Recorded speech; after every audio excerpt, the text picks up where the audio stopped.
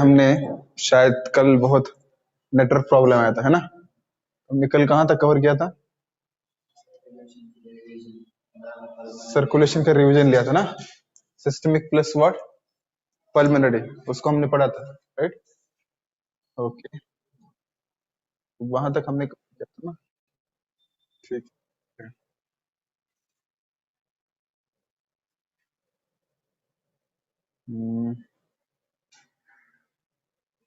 ये pulmonary plus ये sorry coronary arteries, right, and coronary when, जो कि एक जो है ऑक्सीनेटेड ब्लड प्रोवाइड करती है किसको, हार्ट को, और दूसरा क्या, डीऑक्सीनेटेड ब्लड कहाँ से लेती है, हार्ट से, और कहाँ डालती है, पल्मोनरी आर्टरी के अंदर, कहाँ डालती है, पल्मोनरी आर्टरी के अंदर। ये पढ़ा था हमने। आज हम अगला चीज को डिस्कस करेंगे, व्हाट, कार्डियक साइकिल में से रेगुलेशन ऑफ कार्डियक एक्टिविटी।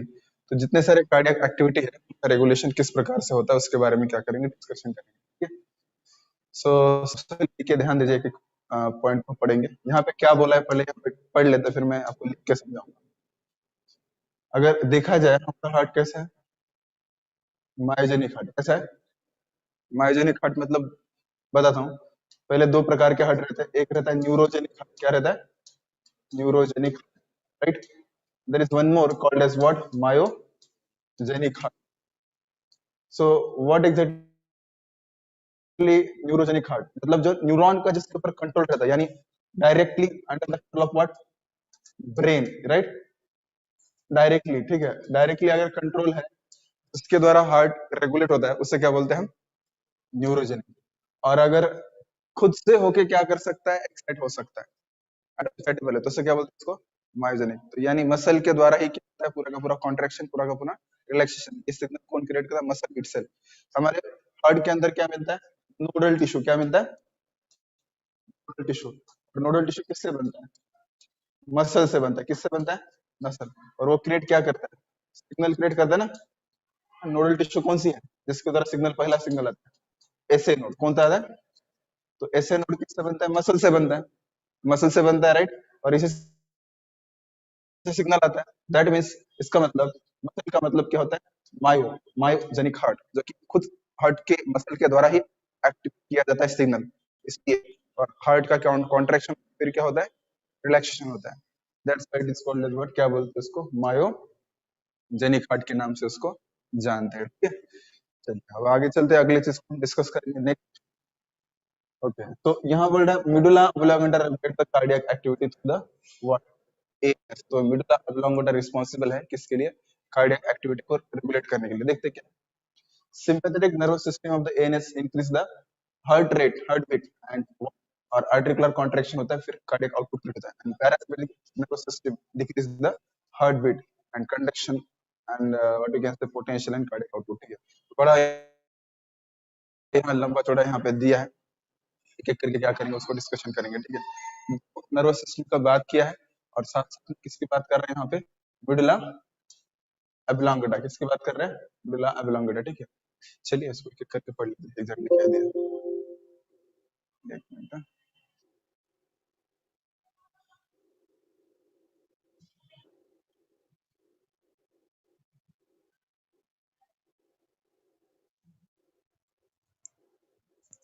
ध्यान रखो यहाँ पे, फोकस करो क्या बोला जा रहा है। सी, अगर हम हमारे नर्वस सिस्टम को देखेंगे, ठीक है, तो नर्वस सिस्टम के अंदर यहाँ पे क्या मिलता है आपको, एकदम ऊपर की तरफ मिड ब्रेन मिलता है, क्या मिलता है, मिड ब्रेन, ये वाला जो एरिया है ना, ये वाला, यहाँ मिलता है मिड ब्रेन, ये मिड ब्रेन का एरिया है, this area is called what, mid brain का एरिया, ठीक है।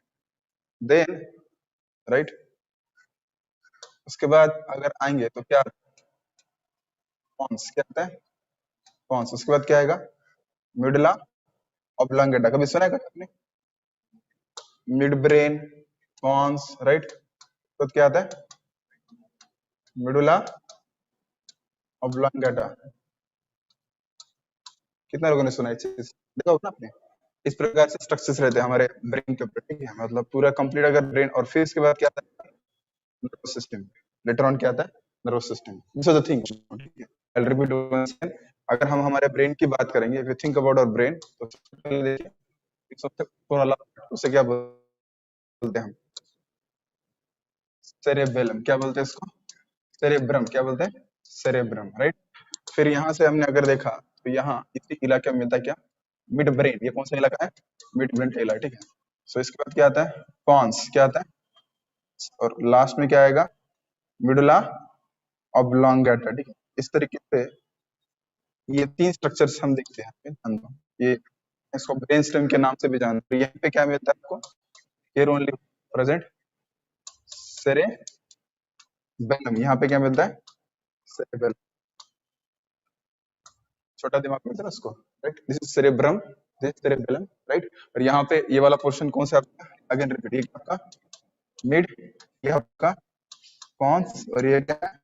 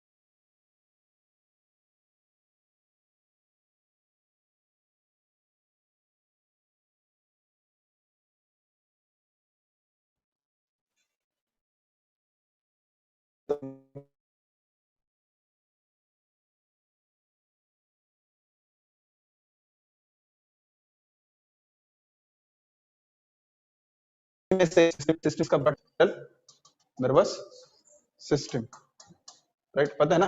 और ये ऊपर वाला का जो हिस्सा है पूरा का पूरा, दिस एंटायर सिस्टम, ये पूरा का पूरा, इसे क्या बोलते हैं? Central nervous system. ये पूरा पार्ट है ना, यहां से लेकर यहां तक, ये वाला, इसे क्या बोलते हैं हम? Central nervous system. समझ में आ रहा है? तो brain, medulla oblongata, pons and what, ये मिड ब्रेन, ये सब सबका सब, ये पूरा का पूरा टिल द क्या, ये नीचे का क्या है आपका? स्पाइनल कॉर्ड, ठीक है। इन सबको क्या बोलते हैं? It is called as the central nervous system. और इसमें से जो भी न्यूरॉन निकलते हैं, this all neurons are called as what? क्या बोलते हैं इन सबको? क्या बोलते हैं हम? सारे के सारे न्यूरॉन को क्या बोलते हैं बताओ? और यार कितने को ब्लर दिखाई दे रहा है? एक बार बोलो प्लीज एक बार। ये प्रॉब्लम रहेगा, आपकी तरफ से नेट का प्रॉब्लम हो सकता है, ठीक है। क्योंकि यहाँ तो एकदम क्लियर है, ठीक है। यहाँ स्पीड बहुत ज्यादा है, may be this problem from your side only, ठीक है। एक बार चेक करो।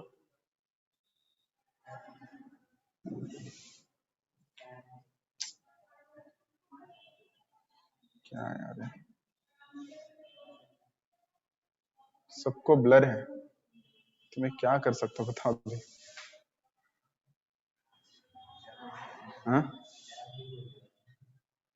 सो बेस्ट सब लोग ऑफलाइन आ जाओ। हाँ, बट अचानक से एक साथ कैसे ब्लर हो सकता है? हर दिन का नाटक है ये सबका।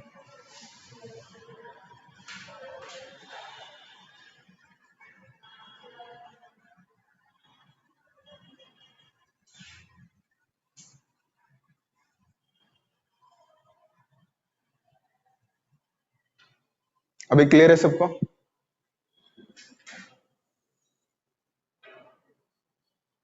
Yes please. हाँ क्लियर है, ठीक है। चलिए ध्यान दीजिए। तो इसका मतलब देखिए, ये पूरा का पूरा पार्ट को हमने सेंट्रल नर्वस सिस्टम बोला, और उसको छोड़ के जितने सारे पार्ट है, जिसमें से जितने सारे न्यूरॉन बाहर निकलते हैं, all the neuron arise from, some are arise from here, right, और कुछ लोग यहाँ से अराइज हो जाएंगे, ठीक। ये सब जो इतना एरिया है, this all area is called as what, उसके बोलते हैं पेरिफेरल नर्वस सिस्टम। क्या बोलते हैं इसको? Peripheral nervous system. Of course इसके अंदर भी पूरे के पूरे न्यूरॉन भरा है। जितना डायग्राम दिखा है वो किसका पार्ट है? सेंट्रल नर्वस सिस्टम का पार्ट है। इसमें से जो भी निकल रहा है वो सब क्या जो भी निकल रहा है उसे क्या बोलते हैं? पेरिफेरल नर्वस सिस्टम बोलते, राइट। पेरिफेरल नर्वस सिस्टम के अंदर एक आता है दैट इज एएनएस। क्या आता है? ANS. What is ANS? Autonomic nervous system. क्या बोलते हैं इसको? Autonomic nervous system, right. तो ये एटोनॉमिक नर्वस सिस्टम के अंदर फिर से पार्ट आते हैं। देखो क्या बोला, देखो ध्यान, यहाँ पे अगर ध्यान से पढ़ोगे, यहाँ पे अभी भी दिया था, ठीक है, जस्ट 1 मिनट मैं दिखाता आपको। यहाँ पे क्या बोला देखो, फोकस कीजिए, राइट। सी, मिडल ऑब्लोंगेटा रेगुलेट करता है किसको? कार्डियक एटिट्यूड को, ठीक है, through the what, which system? ANS. ANS मतलब क्या? Autonomic nervous system. किसका पार्ट है? सेंट्रल का, पेरिफेरल का है? पेरिफेरल का। किसका? पेरिफेरल का पार्ट है, ठीक है, राइट। एंड वो क्या करता है? हार्ट बीट को कॉन्ट्रैक्ट करता है और रिलैक्स करवाता है। तो उस एएनएस के भी दो टाइप है। कौन कौन से? एक तो सिंपैथेटिक नर्वस सिस्टम और दूसरा parasympathetic nervous system, right. One is sympathetic, दूसरा क्या है? Parasympathetic nervous system. तो दो पार्ट है, इसको हम एक एक करके समझेंगे, ठीक है। जो सिंपैथेटिक नर्वस सिस्टम का पार्ट है वो क्या करता है? हार्ट बीट को क्या करता है? व्हाट? बढ़ाता है ना, इंक्रीज करता है। और पैरासिम्पैथेटिक क्या करता है? डिक्रीज करता है। सो चलो इसको फिर से बताता हूँ, यहाँ पे आपको ऐसे समझ में नहीं आएगा, अगेन विल रिपीट। यहाँ पे देखिए बताता हूँ, चलो यहाँ पे आइए, ठीक है। इफ यू थिंक अगेन, फिर से अगर हमने देखा नर्वस सिस्टम, तो नर्वस सिस्टम के अंदर दो पार्ट थे। कौन कौन से बताओ? One is what? रिपीट करते हैं फिर से, देखो ध्यान दो। पहला पार्ट कौन सा था? CNS, right. दूसरा कौन सा है? ANS. CNS and nice. ANS से पहले हम क्या बोल सकते हैं? PNS, right, right. और पीएनएस के अंदर कौन? दो आ रहे थे। कौन कौन आ रहे थे? दो आते हैं, लेकिन उसमें से एक को हम कंसिडर करेंगे, दैट इज व्हाट? एएनएस। क्या था? एएनएस। और एएनएस के अंदर दो है। कौन कौन से? एक तो कौन सा? सिंपैथेटिक। कौन सा है? सिंपैथेटिक। और दूसरा कौन सा है? Para sympathetic. दो नर्वस सिस्टम। इसमें से कौन सा नर्वस सिस्टम हार्ट बीट को बढ़ाता है? ये हार्ट बीट को क्या करता है? इंक्रीज करता है। हार्ट बीट को ये क्या करता है? तो करता है इंक्रीज करता है, राइट। और ये दूसरा क्या करता है? हार्ट बीट को क्या करता है? It what? Decreases the heart beat. समझ में आ रहा है? Depend on the situation, situation के अनुसार ये वर्क करता है, ठीक है। सो नर्वस सिस्टम जानते हैं। अच्छा, अगर हमने सेंट्रल नर्वस सिस्टम के अंदर कौन कौन से पार्ट आता है? एक तो ब्रेन। क्या आएगा? ब्रेन। दूसरा क्या आता है? Spinal cord. क्या आता है? Spinal cord. सही बात है, ओके। अब जरा देखिए, और मजे की बात क्या है, ये सेंट्रल नर्वस सिस्टम से ही अराइज होता है। कौन अराइज होता है? पीएनएस। पता है ना, सेंट्रल नर्वस सिस्टम से ही निकलता है ना। कौन निकलता है? पीएनएस। अच्छा, और फिर हमने देखा, क्या देखा कि सेंट्रल नर्वस सिस्टम के अंदर पोर्शन थे, अलग अलग पोर्शन थे, राइट। उसमें से कौन सा पोर्शन जो कि रिस्पॉन्सिबल है ये एएनएस पीएनएस क्रिएट करने के लिए? यस, कौन सा? मिडलरी ऑब्लोंगेटा, ठीक है। तो मिडलरी ऑब्लोंगेटा से क्या निकलता है? मान लो यहाँ से पेरिफेरल नर्वस सिस्टम, और उसमें से दो निकलते हैं। एक तो क्या निकलता है? बोलिए, फिर से रिपीट कीजिए। Para sympathetic, right, nervous system. और दूसरे कौन सी है? Sympathetic nervous system. दोनों में अंतर क्या है? ये दोनों को दोनों किसके ऊपर अटैक करते हैं? हार्ट के ऊपर। किसके ऊपर करते हैं? Heart, right. एंड हार्ट को सिचुएशन के अनुसार रेगुलेट करते हैं। समटाइम्स हार्ट बीट कभी कभी क्या लगते हैं? फास्ट। कभी कभी क्या करते हैं? स्लो। फास्ट कब लगता है? अगर हम रनिंग कर रहे हैं, रनिंग करते समय क्या लगता है हमें? बॉडी को ऑक्सीजन कम लगता है, ज्यादा लगता है? ज्यादा लगता है ना। ज्यादा ऑक्सीजन क्यों लगता है? क्योंकि हमें एनर्जी की डिमांड उस समय क्या होती है? एनर्जी किससे मिलती है? हमारे बॉडी के अंदर क्या रहता है? ग्लूकोज रहता है ना, right.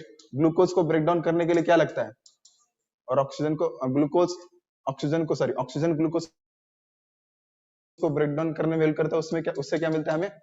Energy in the form of what? ATP. Is it clear? That's why जब भी हम रनिंग करते हैं तो रनिंग करते समय क्या होता है? हमें ऑक्सीजन का डिमांड ज्यादा होता है। ऑक्सीजन का डिमांड ज्यादा क्यों? एनर्जी क्या लगती है? ज्यादा।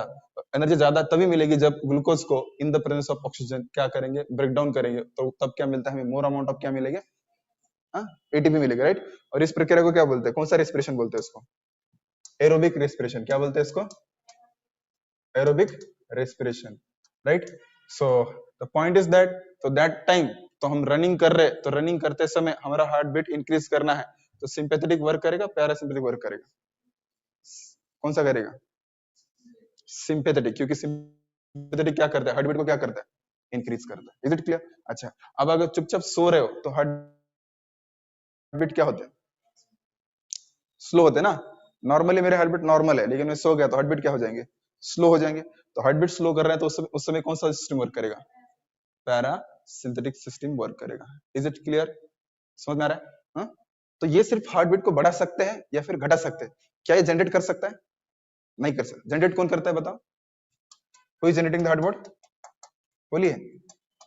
S A node. कौन करता है? SA node is responsible for what? Generating the heart beat. Heart beat को क्रिएट करने वाला एक व्यक्ति है क्या? SA node. हाँ, लेकिन हार्ट बीट को बढ़ाने वाला व्यक्ति कौन है? हाँ, तो ये क्या करता है? हार्ट बीट को क्या करता है? इंक्रीज करता है। क्या करता है? इंक्रीज। और हार्ट बीट को घटाने वाला कौन है?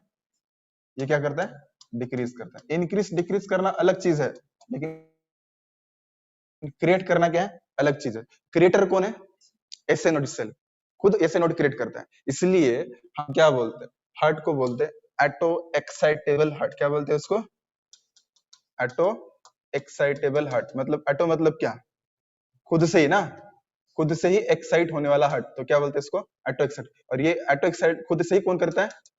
Nodal tissue. और उसी को ये न्यूरॉन की तरह बिहेवियर करते हैं, इसलिए क्या बोलते हैं उनको हम?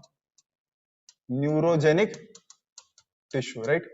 और यही न्यूरोजेनिक टिश्यू है, वही ऐसे नोड है जो कि क्या करता है? पूरे के पूरे हार्ट बीट को क्या करता है? जनरेट करने का काम करता है। Is it clear? तो ये रहा regulation of what?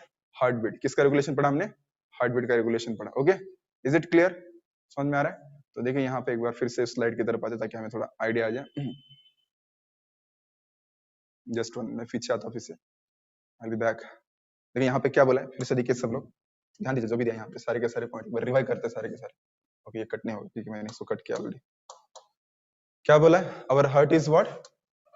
Myogenic. Myogenic means what? It is controlled by whom? Muscle. Control by muscle, यानी heart beat regulate by whom? Muscle. That's why heart, हमारा हार्ट क्या है? Myogenic, right? Medulla oblongata regulate the cardiac activity through the NS. तो हमने देखा था ना, मिडुला oblongata से क्या निकलते हैं? Sympathetic as well as parasympathetic nervous system. समझ में आ रहा है आपको? हाँ, ध्यान दीजिए। देखो ये यहाँ पे क्या है आपका? मिडुला ऑब्लोंगेटा। और इसी मिडुला ऑब्लोंगेटा से क्या निकल रहा है? क्या निकल रहा है? सिंपैथेटिक। दूसरा क्या निकल रहा है? Para sympathetic, right? सो एक सिंपैथेटिक है, दूसरा कौन सा? Para sympathetic. जा रहे हैं इधर? समझ रहा है? Getting the point? They will come here. यहाँ पे आ जाते हैं। इस प्रकार से हम अंडरस्टैंड कर सकते हैं। कितने लोगों को समझ में आ रही चीज? ओके, चलिए दूसरा चीज देखिए। एंड चलो यहाँ पढ़ लेते हैं। तो what is the role of sympathetic? ध्यान दीजिए। Then sympathetic nervous system ANS increase the heart beat, the strength of the ventricular contraction and cardiac output. कितना अच्छा पॉइंट बोल रहा है। देखो, अगर मान लीजिए हुआ ऐसा कि हार्ट बीट, देखो हार्ट बीट बढ़ाने का पर्पस क्या है? What is the purpose of increase the heart beat? क्या पर्पस है बताओ? ऑक्सीजन ज्यादा देना है। और ऑक्सीजन ज्यादा कब जाएगा? जब ज्यादा ब्लड क्या होगा? सर्कुलेट होगा ना। तो ये बोल ही रहा है, देखो इस प्रकार से बोल रहे हैं कि अगर मान लीजिए, देखो रिपीट कीजिए, ध्यान दीजिए, आपको बार बार रिपीट करने से याद रहेगा। फिर से ध्यान दो, ये क्या है बेटा? What is this? ये स्ट्रक्चर कौन सा है आपका? ब्रेन का, ठीक है, ये ब्रेन का रहा। उसका ये पहला कौन सा था? Mid brain. कौन सा था? Mid brain. ये क्या था आपका? पॉन्स। और ये क्या था आपका? लास्ट में क्या था? मिडुला ऑब्लोंगेटा। मैंने बोला इसमें से बहुत सारे सिस्टम्स बाहर निकलते हैं। कौन से बाहर निकलते हैं? Peripheral nervous system, right? ये पेरिफेरल नर्वस सिस्टम है ना, right? So one of the peripheral nervous system बाहर निकलती है। और पेरिफेरल नर्वस सिस्टम के एक टाइप, कौन सा टाइप था? एएनएस ना। पेरिफेरल नर्वस सिस्टम का एक टाइप जिसका नाम क्या था? एएनएस। तो देखो ये भी पेरिफेरल नर्वस सिस्टम है, लेकिन इसमें अंदर एएनएस, और इसमें से दो प्रकार के एएनएस है, राइट? कौन सा? सिंपैथेटिक और दूसरा पैरासिम्पैथेटिक, ठीक है? तो पहले हमें हार्ट बीट इंक्रीज करना है, तो किसको भगाना पड़ेगा? सिंपैथेटिक। तो ये क्या है आपका? सिंपैथेटिक। क्या हार्ट बीट क्या करता है बेटा? ये इंक्रीज करता है। ओके, इसको इंक्रीज करने दो। तो ये हार्ट के ऊपर क्या करेगा? प्रभाव करेगा। तो प्रभाव करने से इसका डायरेक्ट प्रभाव किसके ऊपर होता है? It directly act on what? Ventricle. कहाँ एक्ट करता है? वेंट्रिकल। तो वेंट्रिकल के ऊपर एक्ट करने से क्या होता है, वेंट्रिकुलर का सिस्टोल बढ़ेगा घटेगा, बढ़ेगा ना। अगर वेंट्रिकुलर सिस्टोल बढ़ेगा तो यहाँ से जो ब्लड बाहर निकलने वाला है वो बढ़ जाएगा घट जाएगा, बढ़ जाएगा ना। इसका मतलब कार्डियक आउटपुट ज्यादा होगा लेस होगा, ज्यादा, यानी 1 मिनट के अंदर ब्लड 540 से क्या होगा, ज्यादा होगा कम होगा, ज्यादा। ब्लड ज्यादा, इसका मतलब O2 की मात्रा ब्लड के अंदर कम या ज्यादा, रेट ऑफ सर्कुलेशन फास्ट या कम, समझ आ रहा नहीं आ रहा है, क्लियर है। तो व्हाट वी कैन से, किसी ने पूछा इनडायरेक्टली कि व्हाट कार्डियक आउटपुट बढ़ाने के लिए इनमें से कौन सा रिस्पांसिबल है, कौन सा रिस्पांसिबल है, और क्या बोल सकते हैं, पीएनएस, क्या बोल सकते हैं, पीएनएस, राइट। और क्या बोल सकते हैं, एएनएस, क्या बोल सकते हैं, एएनएस। इज इट क्लियर, समझ में आ रहा है, दे आर इंक्रीजिंग। या फिर बोल सकते हैं नर्वस सिस्टम, क्या बोल सकते हैं, क्लियर।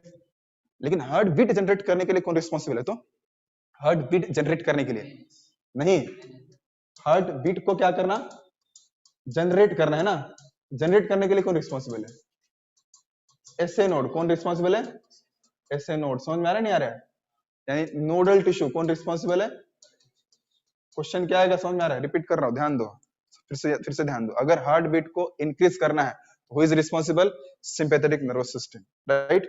और क्या बोल सकते हैं हम, एएनएस, देखिए एएनएस का टाइप, एएनएस के दो टाइप है ना, सिंपैथेटिक पैरासिम्पैथेटिक। और क्या बोल सकते हैं हम, पीएनएस।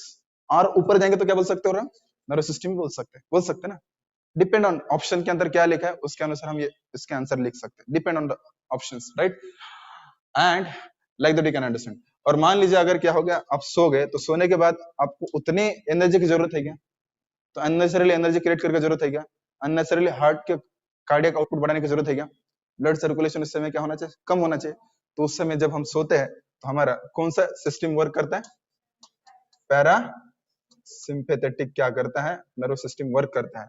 और हमारे हार्ट बीट उस समय क्या होते हैं बेटा, डिक्रीज होते हैं ना, यानी कार्डियक आउटपुट क्या रहेगा उस समय, कम हो जाएगा, क्या हो जाएगा, कम। तो बॉडी ब्लड का सर्कुलेशन उस समय उतना फास्ट हो सकता है क्या, because we are sleeping, we require what, less amount of energy, less amount of O2, that's why. तो ताकि एनर्जी वेस्ट ना चली जाए, इसलिए कौन सी सिस्टम वर्क करती है, पैरा सिंपैथेटिक सिस्टम वर्क करती है, राइट।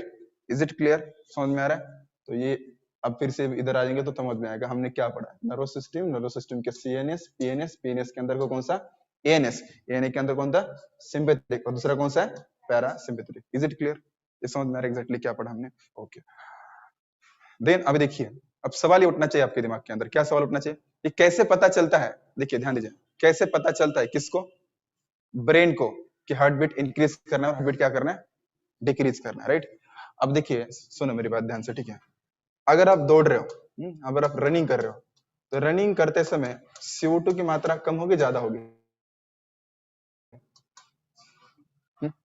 ज्यादा ना, CO2 ज्यादा बाहर निकलेगा ना, CO2 ज्यादा बाहर निकलेगा। अच्छा, CO2 अगर ब्लड के अंदर मिक्स हो गया तो पानी के साथ मिक्स हो सकता है ना। इससे क्या बन सकता है, कार्बोनिक एसिड बन सकता है ना। क्या बनता है उससे, कार्बोनिक एसिड, मतलब H+ आयन का कॉन्सेंट्रेशन बढ़ेगा घटेगा, बढ़ेगा ना, it increase the H+ ion concentration, right. Okay, ये एक चीज होता है, ठीक है।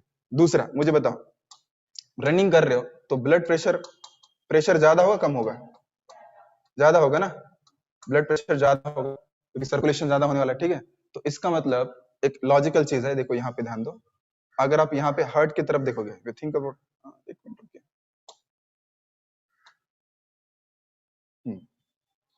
ओके, जगह ही खाली नहीं छोड़ा, ओके यहाँ पे खाली है, एक मिनट रुको, कहाँ खाली है, अब यहाँ पे जगह लेते हैं, सुनो ध्यान दीजिएगा। तो ये जो आप हार्ट को जब देखते हो तो ऊपर की तरफ जो एरोटा है ना, एरोटा की तरफ से ऊपर की तरफ से कुछ आर्टरीज निकलते, देखा आपने ऐसा कभी, उनको बोलते हैं कैरोटिड आर्टरी, क्या बोलते हैं इसको, these are ना, इनको ये ना, ये इनको बोलते हैं कैरोटिड आर्टरी, कैरोटिड आर्टरी बोलते हैं, ठीक है बेटा। ये जो कैरोटिड आर्टरी रहते हैं, यहाँ पे कुछ क्या रहता है, कीमो रिसेप्टर रहते हैं, क्या रहते हैं, कौन रहते हैं बताओ, कीमो रिसेप्टर। ये कीमो रिसेप्टर मतलब केमिकल को टेस्ट करने वाले रिसेप्टर, किसको, केमिकल को, दे टेस्ट द केमिकल, और केमिकल का टेस्ट करके क्या चेक कर लेते हैं कि इसके अंदर कितना CO2 है या फिर इसके अंदर कितना H+ है। CO2 H+ अगर ज्यादा है, इसका मतलब व्यक्ति को एनर्जी की जरूरत ज्यादा है या नहीं है? व्यक्ति का वर्क कर रहा है ना, और एनर्जी ज्यादा मतलब उसको किसकी जरूरत ज्यादा है? ऑक्सीजन की जरूरत ज्यादा है ना, सही बात है ना। तो फटाफट ब्लड कहाँ जाना पड़ेगा? लंग्स की तरफ। लंग्स से क्या मैक्सिमम क्या लेना पड़ेगा? ऑक्सीजन लेना पड़ेगा ना। तो ये जो कैरोटिड आर्टरी है वो सीधा सिग्नल सेंड करती है किसको? ब्रेन को। कहा? समझ में आ रहा है? मिडुला ऑब्लोंगेटा के ऊपर जो है ना पॉन्स वगैरह है ना, उधर सिग्नल से प्रोवाइड करता है, राइट? या फिर उसका सिग्नल सीधा किसको जाता है? मिडुला ऑब्लोंगेटा के अंदर जाएगा, बोलेगा कि अब तुम क्या करो, हार्ट बीट को क्या करो, इंक्रीज करो। समझ में आ रहा नहीं आ रहा है? इंक्रीज करने के लिए, इसके लिए chemo receptor send the signal to whom? Medulla oblongata. और फिर वहां से कौन कौन फिर से आता है? फिर वहां से कौन आएगा? कौन आएगा? Sympathetic, parasympathetic? सिंपैथेटिक। और कहाँ एक्ट करेगा? वेंट्रिकल्स ना। और वेंट्रिकल का क्या होगा? सिस्टोल। ज्यादा होगा कम होगा? ज्यादा। कार्डियक आउटपुट क्या आएगा? ज्यादा। Is it clear? समझ में आ रहा है? यहाँ और एक चीज है जो कि हमारे सिलेबस में नहीं है, यहाँ पे प्रेजेंट रहते हैं। यहाँ पे प्रेजेंट रहते एक और चीज, उसको बोलते हैं बैरो रिसेप्टर। क्या बोलते हैं? बैरो रिसेप्टर मतलब प्रेशर। क्या बोलते हैं? प्रेशर। रनिंग करेगा तो प्रेशर, हार्ट के अंदर थोड़ा प्रेशर बढ़ेगा नहीं बढ़ेगा? उस प्रेशर को महसूस कौन करते हैं? यहाँ पे कौन रहता है? बैरो रिसेप्टर। वो भी क्या करते हैं? वो भी सिग्नल किसको सेंड करते हैं? Medulla oblongata. और फिर से क्या होगा? हार्ट बीट का रेट बढ़ सकता है नहीं बढ़ सकता? बढ़ सकता है। ये चीज समझ में आ रही है आपको? ध्यान दो, यहाँ फिर से हम इधर आते हैं, फिर से डायग्राम की तरफ। यहाँ डायग्राम की तरफ देखो, अब ये डायग्राम पूरा का पूरा समझ में आएगा क्या बोलना चाहता हूँ। सुनो, ध्यान दो। सी यहाँ पे देखो क्या है, हाँ यहाँ पे देख रहे हो? कैरोटिड बॉडी वाट कीमो रिसेप्टर। समझ में आ रहा है? और दूसरा क्या दिया? बैरो। बैरो मतलब समझ में आ रहा है? वजन को, प्रेशर को नापने वाला। दो रिसेप्टर है। कहाँ? ये कहाँ पे? यहाँ पे कैरोटिड बॉडी की। समझ में आ रहा नहीं आ रहा है? यहाँ पे रिसेप्टर है। वो देखो सिग्नल कहाँ सेंड कर रहे हैं? Medulla oblongata. समझ में आ रहा है आपको? नहीं आ रहा है? Sending the signal to here medulla oblongata. और मिडुला ऑब्लोंगेटा, अगर ये सिग्नल मान लीजिए ऐसा है, CO2 का कॉन्सेंट्रेशन बॉडी के अंदर ज्यादा है, H+ का कॉन्सेंट्रेशन बॉडी के अंदर ज्यादा है, तो हार्ट बीट बढ़ाना पड़ता है ना। तो तुरंत यहाँ से एक्शन लेगा। कौन लेगा रे? Sympathetic nerve fibre. अब सीधा कहाँ जा रहा है? It goes to where? Ventricles. Is it clear? And what? Heart beat क्या हो जाएगा इस समय? इंक्रीज हो जाएगा। क्लियर है? समझ में आया? सिंपल है। एंड अगर यहाँ पे ऐसा है, CO2 का कॉन्सेंट्रेशन क्या बॉडी के अंदर बहुत कम है, H+ का कॉन्सेंट्रेशन बहुत कम है, नॉर्मल से कम है, तो हार्ट बीट को क्या करना है? स्लो करना है ना। तो स्लो करने के लिए कौन रिस्पॉन्सिबल है? Parasympathetic nervous system. और ये आएगा तो फिर से SA नोड है ना, SA नोड यहाँ वेंट्रिकल के ऊपर फिर से सिग्नल करेगा, तो कार्डियक सिस्टोल क्या होगा? कम हो जाएगा। Is it clear? इस तरीके से बोल सकते हैं, like that you can understand, right? And इसलिए जो ये देखो, ध्यान दो, जो मिडुला ऑब्लोंगेटा है, इस एरिया को जहाँ पे कितना हार्ट बीट होना चाहिए कितना नहीं होना चाहिए, इसको रेगुलेट करने वाले एरिया को बोलते हैं, क्या बोलते हैं? Cardio regulatory centre. क्या बोलते हैं इसको? Cardio regulatory centre. ये चीज कितने लोग समझ पा रहे हैं? What is cardio regulatory centre? समझ में आ रहा है ना? इसको बोलते हैं कार्डियो रेगुलेटरी सेंटर, राइट? और एक चीज याद रखना, और एक चीज बता दो, सुनो ध्यान दो, इसी के पास, इसी के नजदीक और एक चीज रहता है कभी कभार। चलो इसको और एक चीज बता दो, सुनो। समटाइम्स ऐसा बोला भी जाता है, ऐसा है भी, ठीक है? क्या बोला जाता है? सुनो ध्यान से, व्हाट यू कैन से। तो जो आपका मिडुला ऑब्लोंगेटा है, ठीक है, तो उसी एरिया में उधर भी क्या रहते हैं? There also what? There also some chemo receptors are present. वहां पे भी रहते हैं।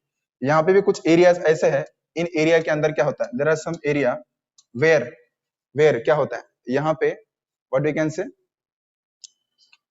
रिसेप्टर होते हैं। कौन से रिसेप्टर होते हैं? Chemo receptor. तो वहां पे भी चेकिंग किया जाता है, किसका? Amount of CO2, amount of H+, वो भी क्या करते हैं? चेक करते हैं। तो there are some receptors are present in what?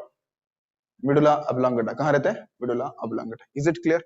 समझ में आ रहा है? ऐसे हम समझ सकते हैं sir, but aorta being oxygenated blood, then why decrease in CO2? Simple है। अगर देखो ऐसा नहीं कि बड़ा इंटरेस्टिंग क्वेश्चन पूछा था, अगर आयोटा अगर कौन सा ब्लड प्रोवाइड करता है? Oxygenated, right? देन हाउ, बोल रहे हाउ, पता कैसे पता चलेगा CO2 बढ़ गया घट गया? बहुत सिंपल क्वेश्चन है। एक चीज याद रखना, हम क्या लिखते हैं, मैंने कभी नहीं बोला कि जब आपकी पल्मोनरी आर्टरी रहती है, ठीक है, when we writing pulmonary, sorry when बोला हमने, तो वेन के अंदर ब्लड कौन सा बोलते हैं हम? डीऑक्सीजनेटेड। क्या बोलते हैं इसको? इसका मतलब ये नहीं कि उसके अंदर ऑक्सीजन पूरा 0% है, नहीं, उसके अंदर ऑक्सीजन होता है, लेकिन ऑक्सीजन क्या रहता है? कम रहता है। और CO2 क्या रहता है? ज्यादा। इसको समझो, थोड़ा ध्यान दो। और अगर हम क्या बोलते हैं कि अगर आर्टरी है, क्या है आर्टरी, इसका मतलब ये नहीं कि उसके अंदर कुछ भी CO2 नहीं है। CO2 है, लेकिन CO2 क्या है यहाँ पे कम है, और ज्यादा कौन है O2। कौन है ज्यादा O2। तो इसका मतलब एरोटा के अंदर CO2 हो सकता है, नहीं हो सकता है, हो सकता है, लेकिन पहले से ज्यादा होगा, पहले से कम होगा, नहीं है। अगर हार्ट बीट बढ़ेगा ना, सॉरी हम रनिंग कर रहे हैं ना, उस समय CO2 की मात्रा कम होगी ज्यादा होगी, ज्यादा। इज इट क्लियर, समझ आ रहा है। तो ये कंफ्यूज मत होना कि एरोटा, सही क्वेश्चन तो अच्छा क्या उसने कि देखो ये बोल रहा है कि एरोटा अगर है, एरोटा इज व्हाट, ये देखो ये तो क्या करता है, ये तो ऑक्सीजनेटेड ब्लड प्रोवाइड करता है ना, लेकिन इसका मतलब ये नहीं कि उसके अंदर ऑक्सीजन नहीं रहता है, इसके अंदर ऑक्सीजन, सॉरी इसके अंदर CO2 होता है, नहीं होता है, होता है, लेकिन बहुत कम मात्रा होता है। लेकिन जब हम रनिंग करेंगे तब CO2 की मात्रा क्या होती है उसके अंदर भी बढ़ जाती है। उतनी नहीं बढ़ती कि ऑक्सीजन से बढ़ती कि ज्यादा बढ़ती है, क्या नहीं, लेकिन नॉर्मल से क्या होता है ज्यादा बढ़ जाता है। ये पढ़ेंगे हम रेस्पिरेशन चैप्टर के अंदर, इस प्रकार से इसको हम अंडरस्टैंड कर सकते हैं, ठीक है। सो this is what regulation of what cardiac activity. और एक चीज याद रखना है, दो और हार्मोन है, एक इपिनेफ्रिन, दूसरा क्या है नॉर इपिनेफ्रिन। तो इसमें से एक जो है हार्ट बीट को बढ़ाता है, एक हार्ट बीट को क्या करता है घटाता है, epinephrine and what nor epinephrine, ठीक है। Is it clear. यानी इतना बोल सकते हैं, जो आपका हार्ट बीट है दो तरीके से रेगुलेट किया जा सकता है, एक तो हार्मोन के द्वारा और दूसरा नर्वस सिस्टम के द्वारा। हार्ट बीट को बढ़ाना घटाना दो चीजों के द्वारा किया जा सकता है, एक तो व्हाट नर्वस सिस्टम और दूसरा hormone. Hormone release by home adrenal gland, किसके द्वारा एड्रिनल ग्लैंड। अब बता दो ये एड्रिनल ग्लैंड क्या है, सुनो ध्यान से सुनो। एड्रिनल ग्लैंड आप में से बहुत सारे लोगों को पता होगा, ध्यान दो, और आपने पढ़ा भी होगा शायद से। किडनी देखा आपने, किडनी देखा नहीं देखा, देखा है ना। तो किडनी के ऊपर अगर देखोगे, ध्यान देना, मान लो एक किडनी है, ठीक है, तो किडनी के ऊपर एक टोपी रहती है, देखा आपने, राइट। इस टोपी को क्या बोलते हैं, ये क्या आपका टोपी क्या है, ये एड्रिनल ग्लैंड है, क्या है ये एड्रिनल ग्लैंड, ठीक है। और इस एड्रिनल ग्लैंड को अगर हमने क्या कर दिया, कट कर दिया ऊपर से, कट फ्रॉम हियर, ऐसा कट कर दिया, और कट लगाने के बाद क्या मिलता है उसको हमने देखा, तो इसके दो पार्ट दिखते हैं इस प्रकार से, समझ में आ रहा है, टू पार्ट दिखेंगे, ठीक है।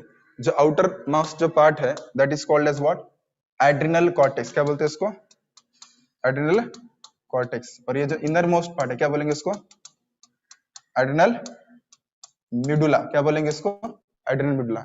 और इस एड्रिनल मिडुला से हार्मोन निकलते हैं, कौन सा हार्मोन निकलते हैं, रिपीट करो, अभी बोला ना, इसमें से हार्मोन निकलते ना, कौन से हार्मोन निकलते हैं, इपिनेफ्रिन, क्या निकलता है इपिनेफ्रिन, और दूसरा क्या कौन सा निकलता है नॉर इपिनेफ्रिन, ठीक है। ये दो हार्मोन है, थोड़ा नाम उसके हार्ड है लेकिन आपको याद हो जाएगा। ये दो हार्मोन क्या करते हैं हार्ट बीट को कभी बढ़ाते हैं तो कभी क्या करते हैं घटाते हैं, ठीक है। इज इट क्लियर, समझ में आ रहा है। तो यहाँ और एक चीज है जो कि कार्डियोवास्कुलर रेगुलेशन के लिए क्या आता है काम में आता है, ठीक है। तो ये बड़ा लंबा था, लेकिन ये पढ़ना उसको बहुत अच्छे से जरूरी था, इसलिए हमने इसको खत्म कर दिया। Okay, so this is how we can understand, ठीक है। जितने भी ऑनलाइन स्टूडेंट है, जिन लोगों को समझ में आया होगा व्हाट वी कैन से, किस प्रकार से रेगुलेशन होता है कार्डियक एक्टिविटी का, चैट बॉक्स में यस डाल दीजिए, ठीक है। मैं देखना चाहता हूँ कितने लोगों को समझ में आया। ऑफलाइन में कितने लोगों को समझ में आया, ऑफलाइन में सबको समझ में आया पक्का, क्या बोला मैंने पूरा क्लियर है सबको, ओके चलिए।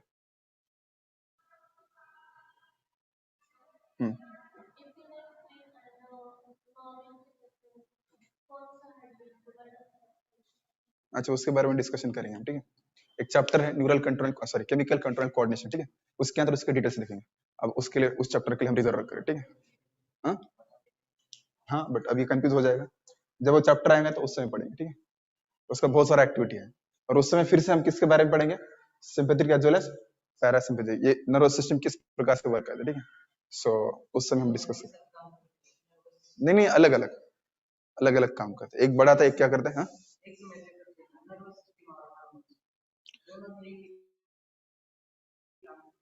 अच्छा, ये दोनों एक साथ काम करते हैं क्या, डिपेंड ऑन सिचुएशन। देखो अगर ये सिचुएशन के अनुसार डिपेंड करता है। इनको हम फाइट एंड फ्लाइट हार्मोन बोलते हैं, क्या बोलते हैं इसको fight and flight hormone. Fight and flight मतलब समझ में आ रहा है, ये डर के समय या फिर गुस्से के समय काम करते हैं, कौन इपिनेफ्रिन एंड नॉन इपिनेफ्रिन। ये लंबा सब्जेक्ट है इसलिए मैं इसको रिजर्व रख रहा हूँ, ठीक है। इसको रिजर्व रखिए फिलहाल के लिए। Epinephrine non epinephrine helps in what contraction and what relaxation, इतना याद रखो, नॉट कॉन्ट्रा रिलैक्सेशन। इंक्रीज करना और डिक्रीज करना, ठीक है। फाइट एंड फ्लाइट मतलब क्या होता है, जब आपको बहुत डर लगता है उस समय आपके हार्ट बीट घटते बढ़ते ना, जब गुस्सा आता है तो बढ़ते ना, राइट, समझ में आ रहा है। तो ये फाइट एंड फ्लाइट के समय करने वाले काम है, फाइट एंड फ्लाइट। और आप सोते हो तो उस समय क्या होता है, नॉर्मल होते ना, और आप आपके पीछे कुत्ता लगा उस समय हार्ट बीट क्या होते हैं, फिर बढ़ते ना। तो ये फाइट एंड फ्लाइट, तो ये कंसेप्ट को हम उस समय पढ़ेंगे। तो ये फाइट फ्लाइट में किस तरीके से हेल्प करता है उस समय डिस्कस करेंगे। ओके, चलिए इसको मैं रिजर्व रख रहा हूँ जानबूझकर कि उस समय थोड़ा रहे इंटरेस्ट, नहीं तो अभी खत्म करेंगे तो बाद में दिक्कत होगा, ठीक है। चलिए आगे चलते हैं, then will go ahead, sorry. इसके बाद हम जो पढ़ेंगे, अच्छा लिम्फेटिक सिस्टम अभी नहीं पढ़ना है हमें, देन फंक्शन ऑफ लिम्फ भी बाद में पढ़ने वाले हैं हम। अभी हम पढ़ेंगे डिसऑर्डर। क्या पढ़ेंगे, डिसऑर्डर। ये चीज हमने पहले से डिस्कस की, याद है आपको, राइट। ब्लड प्रेशर, किसके बारे में पढ़े थे, ब्लड प्रेशर। ब्लड प्रेशर के लिए कौन रिस्पॉन्सिबल है, चार जो चेंबर है, चार चेंबर में से कौन रिस्पॉन्सिबल है ब्लड प्रेशर के लिए, आर्टरिया रिस्पॉन्सिबल है, वेंट्रिकल रिस्पॉन्सिबल है, बोला था मैंने, blood pressure BP, yes please, ventricle ना। कॉन्ट्रैक्शन कौन करता है, वेंट्रिकल करते ना, तभी तो क्या होता है, किसके अंदर प्रेशर आता है, ब्लड के अंदर। याद है आपको, समझ में आ रहा नहीं आ रहा है, बहुत जल्दी भूल जाते आप लोग। मैंने क्या बोला था कि देखिए हार्ट में से कौन कांटेक्ट होता है, वेंट्रिकल कांटेक्ट होगा ना। जब वेंट्रिकल कांटेक्ट होगा तभी तो यहाँ से क्या निकलेगा, ब्लड बाहर निकलेगा ना। और ये ब्लड बाहर निकलता तो किसके अंदर जाता है, आर्टरीज के अंदर जाता है, राइट, आर्टरीज, आर्ट्रियोल, राइट। और हम ब्लड प्रेशर किसके अंदर चेक करते हैं, आर्टरीज के अंदर, वेन के अंदर, आर्टरीज के अंदर। कहाँ चेक करते हैं, आर्टरीज। अरे वेन के अंदर तो रिटर्न ब्लड जाता है ना, तब तक प्रेशर क्या होगा, घट गया ना, क्योंकि टिश्यू को पूरा ऑक्सीजन दिया, तब तक प्रेशर क्या हो जाएगा, घट जाएगा ना। अगर तो ये आर्टरीज है और बाद में देखो यहाँ पे क्या बनता है, ये ब्लड किसको देता है, टिश्यू को देगा ना, ऑक्सीजन देगा टिश्यू को, और फिर बाद में क्या बन जाता है, वेन बनता है ना। तो रिटर्न जाने वाला का प्रेशर ज्यादा हो सकता है क्या, इसका प्रेशर क्या होगा उस समय, बहुत घट गया ना। तो ब्लड प्रेशर किसका चेक करते हैं, आर्टरीज, क्योंकि तुरंत यहाँ से ब्लड आया, जरा ध्यान दो, यहाँ तुरंत प्रेशर था, यहाँ झटका लग गया तो तुरंत यहाँ से ब्लड आया, तो ब्लड प्रेशर किसका ज्यादा होगा, आर्टरीज का ना। तो ब्लड प्रेशर बीपी किसका चेक करते हैं, वेन का करते हैं क्या, नहीं करते, क्योंकि वेन क्या है, रिटर्न फॉर्म ऑफ है ना, तब तक यहाँ बहुत सारा डाल दिया, तब तक क्या होगा, लूज हो जाएगा ना ब्लड प्रेशर। आर्टरी का ब्लड प्रेशर चेक करते हैं, ठीक है। अब देखिए मैंने बोला जब वेंट्रिकुलर कॉन्ट्रैक्शन होता है तो मैक्सिमम प्रेशर कितना रहता है यहाँ पे, 120 बोला था ना, और मिनिमम कितना रहता है वहां पे, 80, कितना रहता है, 80, 120 एंड 80, याद है। जब प्रेशर होता है 80 तब जाके वेंट्रिकुलर, तब क्या होता है, ब्लड ऊपर की तरफ जाना स्टार्ट होता है, राइट। और 120 में क्या होता है, पूरा ब्लड क्या निकलता है, बाहर की तरफ निकलता है, राइट। तो ये दो प्रेशर के बीच में क्या होता है, वेंट्रिकुलर के अंदर वेंट्रिकुलर खेलते रहता है, यानी जितना प्रेशर इधर क्रिएट हो गया उतना ही प्रेशर किधर किधर एग्जर्ट होगा, ये आर्टरी के वॉल के ऊपर एग्जर्ट होगा नहीं होगा, ये आर्टेरियल वॉल के ऊपर क्या क्रिएट होगा, प्रेशर होगा नहीं होगा। ये प्रेशर फिर डॉक्टर क्या करते हैं, ये लगाते हैं ना मशीन, देखा होगा ना आपने, आप में से कितना लोगों ने देखा है, देखिए ध्यान दो, बड़ा सिंपल है। जितना ये आर्टेरियल वॉल के ऊपर प्रेशर लगेगा, राइट, वो क्यों, कितना प्रेशर लगेगा, जब जब पहला प्रेशर स्टार्ट होता है, राइट, वो कितना रहेगा, 80, और सबसे हाईएस्ट प्रेशर कितना होगा, 120, राइट। देखो ध्यान दो, तो इसका मतलब देखिए, फोकस कीजिएगा, देखो यहाँ पे ये लगा देना, लगाने के बाद क्या होता है, ये स्पेग्नो मैनोमीटर बोलते हैं। तो जब जब पहली बार देखिए यहाँ पे दिया, थोड़ा सा आइडिया आता है, क्लियर नहीं, जब क्या होता है, जब हार्ट क्या है, रिलैक्स स्टेट में, और क्या कर रहा है, वेंट्रिकल कॉन्ट्रैक्शन करने वाले, ठीक है। तो मिनिमम कॉन्ट्रैक्शन कितना हो सकता है, 80, और मैक्सिमम कितना है, समझ आ रहा नहीं आ रहा है। तो पहले जब कॉन्ट्रैक्शन होगा तो कितना जाएगा, हाईएस्ट कितना, डिफ्लेक्शन कितना होगा, 120 ना, नॉर्मल, और फिर रिलैक्स में आएगा तो कितना होगा। तो ये समझ में आ रहा है, ये क्या होगा पता चल रहा है ना आपको, ये ऊपर नीचे होता रहता है, कौन है ये, अंदर मर्क्यूरी रहता है ना, ये मर्क्यूरी ऊपर नीचे होता रहेगा, गेटिंग द पॉइंट। तो ये देखो ये मर्क्यूरी कहाँ, 122 कहाँ जाएगा, 80। अब ये डिजिटल दिखा है, पहले डिजिटल नहीं था, आजकल डिजिटल आ गया, पहले इससे चेक करते थे कितना डिफ्लेक्शन हो रहा है, इससे बीपी चेक करते, ठीक है। So it will go 120 and 80, 120 180। इंसान नॉर्मल है, एबनॉर्मल है, नॉर्मल है ना, देखिए उतना ही लगता है, इसलिए देखो 120 डिवाइड बाई 80 mmHg, mmHg मतलब यहाँ मर्क्यूरी है ना, इंसान नॉर्मल बन जाएगा। ओके, अगर मान लो क्या हो गया, कितना गया 139, कितना गया 139 टू 89, ये क्या है प्री हाइपरटेंशन। अभी तक हाइपरटेंशन में गया क्या, नहीं गया। अगर कितना हो गया 159 तो कितना 99, तो ये क्या हो गया हाइपरटेंशन, और ये क्या हो जाएगा हाइपरटेंशन स्टेज 2, और ये हाइपरटेंशन स्टेज क्राइसिस। 180 के आसपास अगर गया तो फिर गया, फिर चला गया, ठीक है, ध्यान दीजिए, पता होना चाहिए। तो दिस इज व्हाट, तो ये आपका ब्लड प्रेशर है। तो ब्लड प्रेशर क्या है, देखो मैंने क्या बोला, सिंपली क्या बोल सकते हैं, when a blood pressure is higher then normal BP is called as what, hypertension. हम डिसऑर्डर देख रहे हैं, नॉर्मल कितना है बेटा, कितना नॉर्मल है 120 80, उससे आगे बिगड़ गया तो क्या होता है हाइपर टेंशन। ये सब हम देखो, स्ट्रोक होता है ना, हार्ट स्ट्रोक, मतलब डेंजरस चीज, राइट, हार्ट स्ट्रोक बोलते हैं। ठीक है, आगे चलते हैं। उसके बाद देखिए, if an individual repeatedly has the BP कितनी है 140 टू 90 और अबो, उसे क्या बोलते हैं हाइपरटेंशन, या फिर क्या बोल सकते हैं हाई बीपी, हाई बीपी बोलते हैं ना उसको, इतनी रहेगी तो। And it lead to what, heart disease and what vital organ, मतलब ये ब्रेन किडनी को क्या हो सकता है डैमेज होगा ना, प्रेशर आएगा ना, अगर इतना प्रेशर रहेगा तो इधर के ब्लड वेसल क्या हो सकते हैं, फट सकते हैं ना, ज्यादा होगा तो फट जाएंगे, फटने से ब्लड अक्मुलेट होगा, और ये ब्लड अक्मुलेट होगा तो क्या होगा, उधर प्रेशर क्रिएट हो सकता है ना, ब्लड निकलेगा, प्रेशर क्रिएट होगा, तो हमारा ब्रेन प्रॉपर्ली काम कर सकता है क्या, किडनी फट गया तो ब्लड का प्यूरिफिकेशन हो सकता है क्या, नहीं तो ब्लड को अंदर यूरिया बच के रहेगा, तो पॉइजनिंग हो सकता है, नहीं हो सकता है, तो बड़ा डेंजरस चीज है हाइपरटेंशन, ठीक है, इसलिए बीपी चेक करते हैं डॉक्टर तुरंत।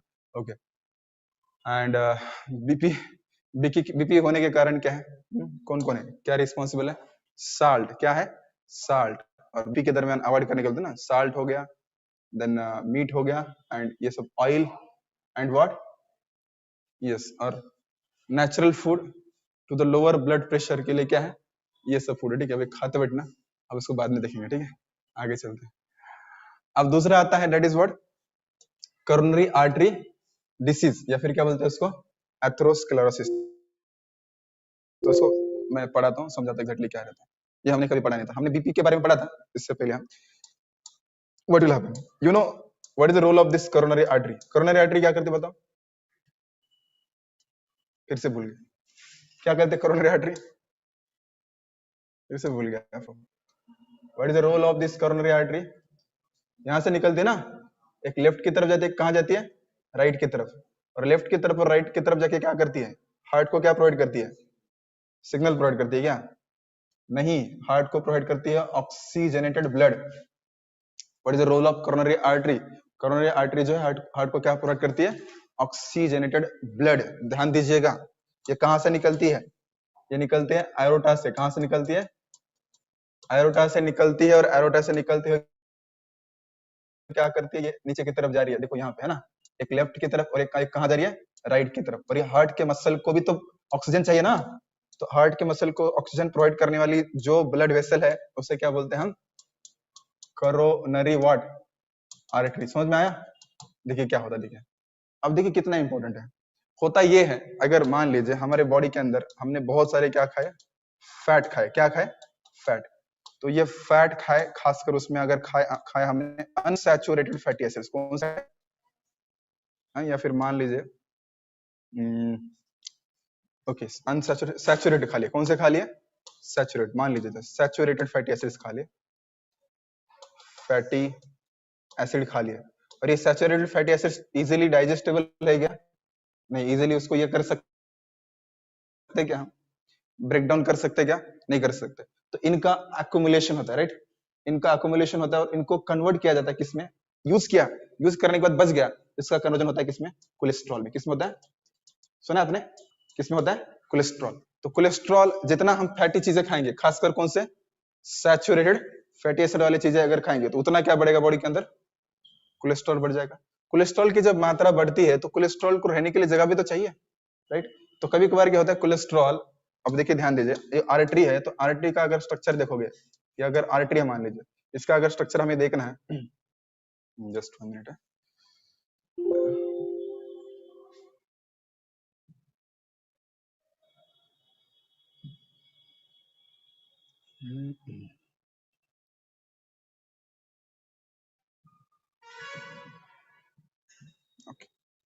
अगर हम आर्टरी का जरा स्ट्रक्चर देखेंगे तो सुना, ध्यान से सुना, आर्टरी के पास क्या क्या होता है।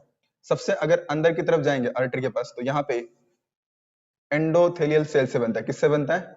Endothelial cell. ये आर्टरी का पहला लेयर है, ठीक है। This is the first layer of what? Artery, जो कि बनता है किससे है? एंडोथेलियल सेल से। यहाँ एंडोथेलियल सेल से बनने वाला पहला लेयर है, ठीक है, फर्स्ट लेयर है, ठीक है। उसके बाद अगर आप ऊपर जाओगे तो यहाँ पे आर्टरी के पास यहाँ पे मिलते हैं आपको, क्या मिलते हैं, तो स्मूथ मसल मिलेंगे। कौन से मसल मिलेंगे? स्मूथ। तो सेकंड जो लेयर है that is made up of what? Smooth muscle. तो यहाँ पे बहुत सारे रहेंगे, तो मसल्स रहेंगे। Which muscles are there? Smooth muscles, ठीक है, ये रहे smooth muscles, right. And then जब सबसे लास्ट में आओगे तो लास्ट में सबसे जो मिलता है that is what? Connective tissue. क्या मिलते हैं आपको? Connective tissue, right. ये क्या है आपका? Smooth muscles. और ये क्या है आपका? Epithelial cells, right.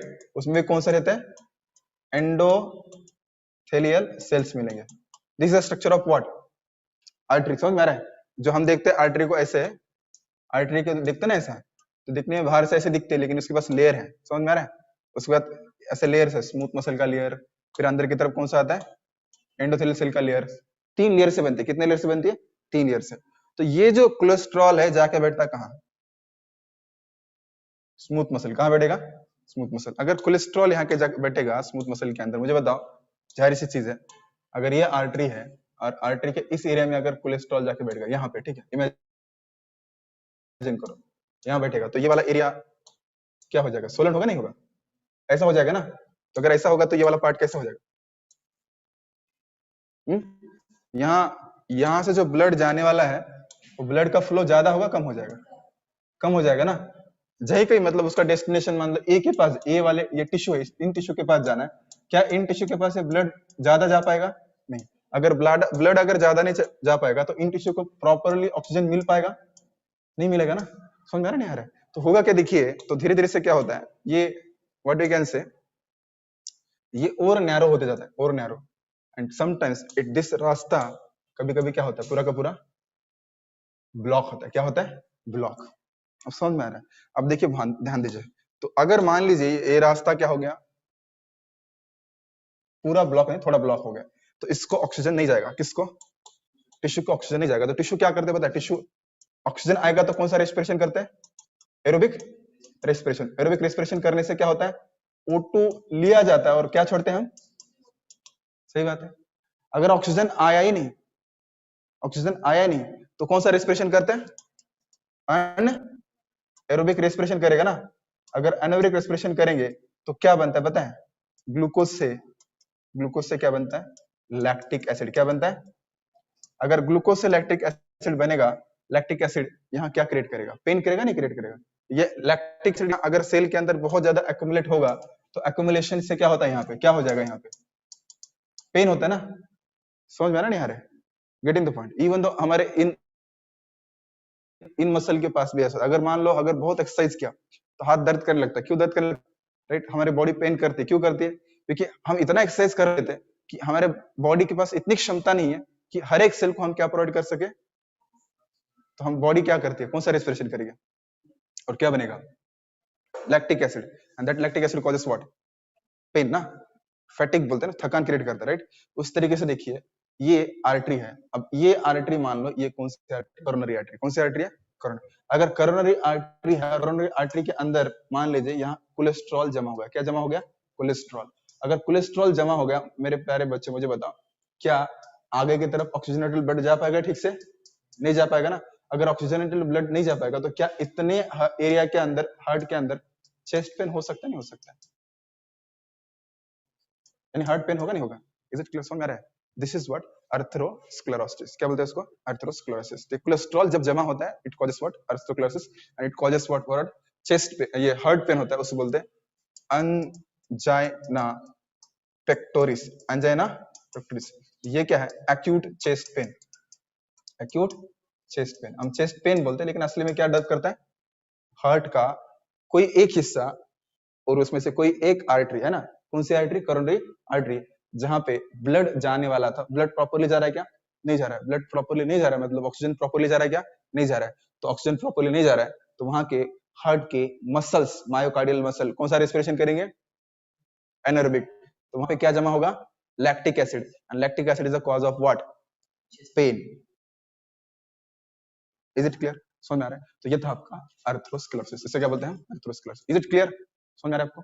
तो देखिए क्या बोला है, क्या बोला है, देखो कोरोनरी आर्टरी डिसीज, उसी को क्या बोलते हैं हम, अथरोस्क्लेरोसिस। तो होता है क्या, देखिए यहाँ पे क्या बोला है, देखो here calcium fat and cholesterol fibre tissue are deposited in where, coronary artery. दिख रहा है आपको, देखो यहाँ पे, देखो ये देखो क्या हो रहा है, अंदर की तरफ डिपॉजिट हो रहा है ना, क्या डिपॉजिट हो रहा है, कोलेस्ट्रॉल। तो कोलेस्ट्रॉल के साथ साथ बाकी चीजें भी है, क्या बोला है, फैट, फैट और कोलेस्ट्रॉल लगभग एक ही है ना, कैल्शियम और कुछ फाइबरस टिश्यू, राइट, जमा होते हैं, तो ये क्या हो जाएगा, ये नॉर्मल रास्ता है, ये कैसा है, नैरो रास्ता है ना, इसमें से जाएगा ठीक से नहीं, तो क्या बोल रहा है, it makes the lumen of the arteries narrow. Lumen मतलब क्या पता है, अंदर के स्पेस, क्या बोलते हैं इसको, अंदर, तो नैरो हो जाएगा, there will affect what, blood supply. और आगे का चीज यहाँ पे बता नहीं, आगे का चीज क्या होता है मैंने बता दिया, ठीक, ये पेन क्रिएट करता है, ऑल दिस थिंग्स, ओके। इस प्रकार से हम इसको अंडरस्टैंड कर सकते हैं, इसलिए इसको क्या बोलते हैं, एंजियोप्लास्टी करते, पता है ना, एंजियोप्लास्टी के अंदर क्या करते हैं, अंदर एक तार डालते, क्या डालते हैं, तार, और तार डाल के यहाँ पे ऑपरेशन किया जाता है, ताकि ये ब्लॉक को क्या कर सके, निकाल सके। इसके बारे में बाद में वीडियो देखेंगे, पहले इधर फिर इधर ध्यान दो, ठीक है, okay. So will go ahead now next, ये तो हम जानते हैं, क्या बोला है यहाँ पे, एंजाइना पेक्टोरिस का मतलब क्या है, what is meaning, an acute chest pain, क्यों क्यों होता है, due to O2 deficiency by the heart muscle. समझ में आ रहा है, ऑक्सीजन की कमी होने के बाद ही होता है ना, तो क्यों होता है मैंने बता दिया, ऑक्सीजन कम तो क्या होने वाला है, वहां पे एनर्जी रेस्पिरेशन होने वाला है, and that causes what, acute chest pen. Is it clear, समझ में आ रहा है, उसी को क्या बोलते हैं, angina pectoris, right. So it occur due to what, improper blood flow. Properly blood flow होने वाला मतलब एंजाइना के लिए कौन रिस्पांसिबल हो सकता है, एथेरोस्क्लेरोसिस।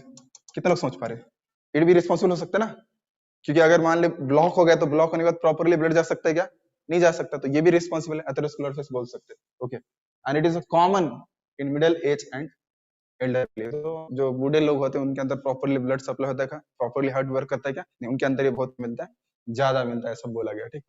चलिए आगे चलते हैं, एंड लास्ट में देखिए क्या बोल रहा है, क्या बोल रहा है, हार्ट फेलियर, क्या बोल रहा है, हार्ट, उसी बोलते हैं कंजेस्टिव हार्ट फेलियर, क्या बोलते हैं इसको, कंजेस्टिव। क्यों होता है, देखिए it is inability to heart to pump enough blood to meet the need of the what we can say body। तो ये हार्ट फेलियर मतलब देखो, अगर प्रॉपरली हार्ट वर्क कर रहा है क्या, नहीं, प्रॉपरली डायलेशन प्रॉपरली कॉन्ट्रैक्शन हो रहा है क्या, नहीं, तो इनप्रॉपरली हो रहा है, क्योंकि क्या हो गया, हार्ट मसल डैमेज हो गया, हार्ट मसल डैमेज तो प्रॉपरली वर्क ब्लड प्रोवाइड कर पा रहा है क्या, नहीं, प्रॉपरली कॉन्ट्रैक्शन रिलेक्शन कर पा रहा है क्या, नहीं, इनप्रॉपरली कर रहा है, प्रॉपरली इनप्रॉपरली कर रहा है, तो इनप्रॉपरली करेगा तो प्रॉपरली ब्लड सप्लाई नहीं होगा, then this condition is called as what, heart failure. उधर ही ब्लड जमा रहेगा, क्रैकरी साउंड आता है वहां पे, ठीक है, देयर ओनली ब्लड, और ऐसे थोड़ा सा उधर ही रहेगा, इधर ही थोड़ा कांटेक्ट होगा, right, that is the problem, ऐसा बोल सकते हैं, ठीक है। दूसरा चीज क्या है, देखो, एंड और इसके कारण क्या होता है, congestion of the lungs is the main symptom. तो लंग्स की तरफ प्रॉपरली ब्लड जाने वाला है क्या, नहीं, गया तो भी क्या होगा, उधर ही क्या रहेगा, जमा रहेगा ना, that is called as what, क्या बोलते हैं इसको, congestion of the lungs. Is it clear, okay, तो ऐसे हम इसको समझ सकते हैं, दैट इज हार्ट फेलियर, ठीक है। उसके बाद है मायोकार्डियल, क्या बोलते हैं, अरेस्ट, मायोकार्डियल अरेस्ट। तो what is the meaning of myocardial arrest, तो ये यहाँ पे क्या होता है, देखिए ध्यान दो, 1 मिनट, ओके, ध्यान दो, इसमें दोनों में डिफरेंस है, दोनों में डिफरेंस है, आई विल टेल। ये बहुत बार लोग कंफ्यूज होते हैं, what exactly myocardial arrest. Myocardial arrest का मतलब ये है कि सडनली हार्ट बीट क्या होना, स्टॉप होना, सडनली हार्ट बीट क्या होना, स्टॉप होना, ऐसे धड़क रहा है और तुरंत क्या हो गया, स्टॉप, उसे क्या बोलेंगे, कार्डियक अरेस्ट। सब में अंतर है, उसे बोलते हैं cardiac arrest. Suddenly heart beat का रुकना, that is called as the cardiac arrest, उसे बोलते हैं कार्डियक अरेस्ट। एंड ये वाला चीज मैंने बोला तो ध्यान दो, ये बड़ा खतरनाक चीज है, ये कौन सा, देखिए हार्ट अटैक, समझ में आ रहा है, what is heart attack and what is cardiac arrest, दोनों में बहुत अंतर है। I will repeat once again, तो थोड़ा कंफ्यूजन हो सकता है लोगों को, ध्यान दो, तो लिख के समझा दो तो बेटर रहेगा। यस, फिर आप भी बता सकते हो, you can tell what is cardiac arrest, बताओ। पहले क्या डिस्कस किया हमने, कार्डियक क्या होता है, arrest, what is cardiac arrest, नहीं नहीं, हार्ट बीट क्या होता है, सडनली क्या होता है, स्टॉप, उसे क्या बोलते हैं, हार्ट सडनली क्या होता है, स्टॉप, उसे बोलते हैं कार्डियक अरेस्ट। और दूसरा क्या था, कार्डियक, भूल गए, हार्ट अटैक, क्या था इसके बाद, हार्ट अटैक, राइट, उसके बाद था हार्ट अटैक था, ठीक है। हम दोनों में अंतर क्या है, देखो दोनों में अंतर ये है कि बेचारा ये हार्ट ठीक से चल रहा था और चलते चलते अचानक से क्या हो गया, स्टॉप, राइट, देखेंगे रीजन, स्टॉप हो गया तो उसे क्या बोलते हैं हम, कार्डियक अरेस्ट। लेकिन what is cardiac heart attack, तो हार्ट अटैक के अंदर क्या होता है, देखिए ये देखिए, ध्यान दो, बड़ा इंटरेस्टिंग है, इसमें क्या होता है कि हमने यहाँ पे देखा था, क्या देखा था यहाँ पे, कोरोनरी आर्टरी देखी थी, राइट, और कोरोनरी आर्टरी एक लेफ्ट की तरफ जाती है, कहाँ जाती है, दूसरी राइट की तरफ, और बाद में इसका बहुत बड़ा नेटवर्क रहता है, बहुत हेवी नेटवर्क रहता है, मैं कुछ निकाल रहा हूँ, ठीक है, इस प्रकार से नेटवर्क रहता है। देखिए अब देखो, मान लो यहाँ पे क्या होगा, यहाँ थोड़ा सा ब्लॉकेज है, कंप्लीट ब्लॉक है क्या, नहीं है, तो कुछ प्रॉब्लम है क्या, कुछ प्रॉब्लम है, नहीं है, खाली पेन होगा। तो मान लो इस ये एरिया कंप्लीटली ब्लॉक हो जाएगा, तो मुझे बताओ इतने एरिया के इतने हार्ट मसल क्या हो जाएंगे, नहीं डैमेज हो जाएंगे ना, lack due to lack of oxygen मिला ही नहीं है, तो कितने लंबे लंबे कितने समय तक वो अनरोबिक रेस्पिरेशन करने वाले, इज इट पॉसिबल, बिना ऑक्सीजन के सेल जिंदा रह सकते हैं क्या, नहीं, तो इतने एरिया के मसल क्या हो जाएंगे, क्योंकि उतने एरिया का जो पाइपलाइन है पूरा का पूरा ब्लॉक हो गया। थोड़ा अगर मान लो ऐसा है, इतना ब्लॉक हो तो चलेगा, लेकिन कंप्लीट ब्लॉक हो गया तो क्या होगा, इधर ब्लड जा पा रहा है क्या, नहीं, तो सडनली हार्ट के मसल अचानक से डैमेज होते हैं, अचानक से क्या होते हैं, डैमेज, जैसे डैमेज हो गया तुरंत व्यक्ति को क्या आता है, हार्ट अटैक, नहीं हार्ट अटैक, क्या आता है, heart attack, is it clear, समझ में आ रहा है। अब जरा देखिए हार्ट अटैक के भी अलग अलग टाइप लेते हैं, अलग अलग, अब मान लो यहाँ हो गया कोई दिक्कत नहीं, अगर मान लो यहाँ हो गया तो कितने एरिया हो जाएंगे, ब्लॉकेज का समझ में आ रहा है, ब्लॉकेज कहाँ पे आ गया, यहाँ पे, तो कितना एरिया डैमेज हो जाएगा, इतना एरिया डैमेज हो जाएगा ना, तो ये हार्ट अटैक, ये माइल्ड था, ये कैसा है, मेजर है ना, this is major heart attack, right, और अगर मान लो यहाँ पे आया तो entire heart get what, damage, और उस समय क्या होता है, हार्ट बीट क्या होता है, स्टॉप, और स्टॉप हुआ तो permanently stop, is it clear. तो ये अलग अलग टाइप है, तो ये heart attack means what, what we can say, क्या बोल सकते हैं कि सिंपली एक पर्टिकुलर एरिया के मसल का क्या होना, डैमेज होना। और हार्ट अटैक के भी अलग अलग टाइप होते हैं, स्टेज 1 स्टेज 2 है ना, तो first heart attack, second heart attack, third बोलते हैं ना, तो ये, तो हार्ट अटैक मतलब ऐसा नहीं कि मतलब कुछ हार्ट ने झटका दे दिया और फिर सब कुछ नॉर्मल चल रहा है, ऐसा नहीं रहता है, झटका दे दिया मतलब बेटा उसके हार्ट के एक पार्ट के मसल क्या हो गए, डैमेज हो चुके हैं, that is what, heart attack. दूसरी बार आया तो कहाँ जा रहा है पता नहीं ना, तो यहाँ का डैमेज हो सकता है, यहाँ का हो सकता है, कहीं पे डैमेज हो सकता है, और तीसरी बार आया तो और डैमेज बढ़ेगा ना, इतने एरिया डैमेज होगा तो वेंट्रिकुलर कॉन्ट्रैक्शन होने लगेगा, ब्लड ऊपर जाने वाला है क्या, इसलिए बोले पहले हार्ट अटैक आ गया, दूसरा आया, तीसरा आया, तीसरे में जाने वाला है, ऐसा बोलते हैं ना, दैट इज द रीजन, ये पता होना चाहिए कि ये क्यों कोलेस्ट्रॉल बढ़ने से क्या होता है, ये ब्लॉकेज बढ़ते जाता है, that is the reason, okay, ये रीजन है, आपको पता होना चाहिए, ठीक है। और हार्ट बीट स्टॉप होने का रीजन बताया ना, मल्टीपल रीजन हो सकते हैं, वन ऑफ द रीजन क्या है, यही यही ब्लॉकेज हो तो हार्ट बीट बढ़ने वाला है क्या, कुछ होने वाला है क्या, नहीं, इस तरीके से उसको अंडरस्टैंड कर सकते हो। तो ये अपने आप में सब में क्या है, अंतर है, ठीक है, सब तीनों में अंतर है या नहीं है, बहुत ज्यादा अंतर है, क्या क्या अंतर है बताया ना मैंने, एक है आपका कार्डियक अरेस्ट, अरेस्ट ना, एक है कार्डियक अरेस्ट, दूसरा क्या है हार्ट अटैक, तो दोनों में अंतर है, ध्यान दो, एक हार्ट फेलियर, हार्ट फेलियर मतलब क्या, प्रॉपरली मसल प्रॉपरली वर्क कर पा रहे क्या, नहीं, आड़ा टेढ़ा वर्क पा रहे, तो ये आड़ा टेढ़ा वर्क करने से क्या होगा, प्रॉपरली पूरे के पूरे बॉडी को ब्लड जा सकता है क्या, नहीं, तो हार्ट फेलियर का मतलब है inability to heart to pump the blood, properly blood का पंपिंग हो पा रहा है, नहीं हो पा रहा है, उसको बोलते हैं हार्ट फेलियर, ठीक है। उसके बाद क्या बड़ा, कार्डियक अरेस्ट मतलब क्या होगा, आर्टरी का ब्लॉक हो गया ना, और आर्टरी पूरी की पूरी क्या होगी, ब्लॉक हो जाएगी, तो then what will happen, heart beat क्या होता है, स्टॉप हो जाते हैं। और उसके बाद क्या, हार्ट अटैक मतलब क्या, सडन अचानक से क्या होता है, डैमेज होता है, किसका, हार्ट के मसल का, किसके कारण, ब्लड सप्लाई के कारण, ठीक है, ये हो गया। और ये अच्छा, ये किसके अंदर होने से होता है, कोरोनरी आर्टरी, देखो यहाँ पे इतना एरिया डैमेज हो गया, क्योंकि ब्लॉकेज कहाँ पे है, यहाँ पे, यहाँ होगा तो इतना एरिया, यहाँ होगा तो इतना एरिया, राइट, यहाँ होगा तो इतना एरिया। तो डिपेंड करता है किस एरिया में ब्लॉकेज हो रहा है, उसके अनुसार क्या होता है, ये प्रॉब्लम दिखाई देता है। ठीक है, तो ये थे सारे के सारे क्या, disorder of what, which system, circulatory system. तो एक एक करके हमने इसको देख लिया और हमने समझ भी लिया। ठीक है, what is hypertension, what is cardiac arrest, what is heart failure and all this things. Okay, so will stop फिर, हमें पे रुक जाता, टाइम हो गया मेरे ख्याल से। हम कल कंटिन्यू करेंगे। कल हम पढ़ेंगे क्या, ब्लड। क्या पढ़ेंगे, ब्लड। तो अभी हमारा रिगार्डिंग द हार्ट पूरा का पूरा खत्म हो गया, अब बच गया ब्लड के बारे में। ठीक है, मिडिल एज मतलब क्या, आज के डेट में लोगों की उम्र कितनी है, नहीं आज के डेट मैक्सिमम उम्र कितनी रहती है, 70 ना, 70 तो 55 के आसपास वगैरह, उसके आसपास बोल सकते हैं। हाँ,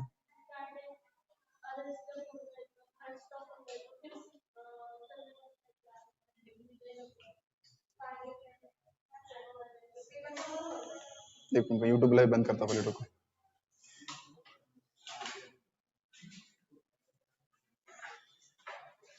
एक जा रहे हो क्या, अच्छा, यूट्यूब लाइव बंद कर रहे हो, यूट्यूब लाइव बंद ही नहीं हो रहा है यहाँ पे, क्या हो रहा है पता नहीं।